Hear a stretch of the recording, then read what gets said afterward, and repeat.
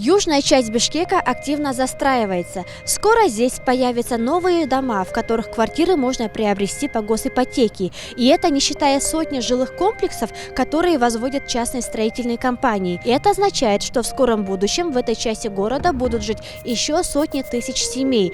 Но достаточно ли развита социальная инфраструктура южной части города? Что же насчет больниц и школ?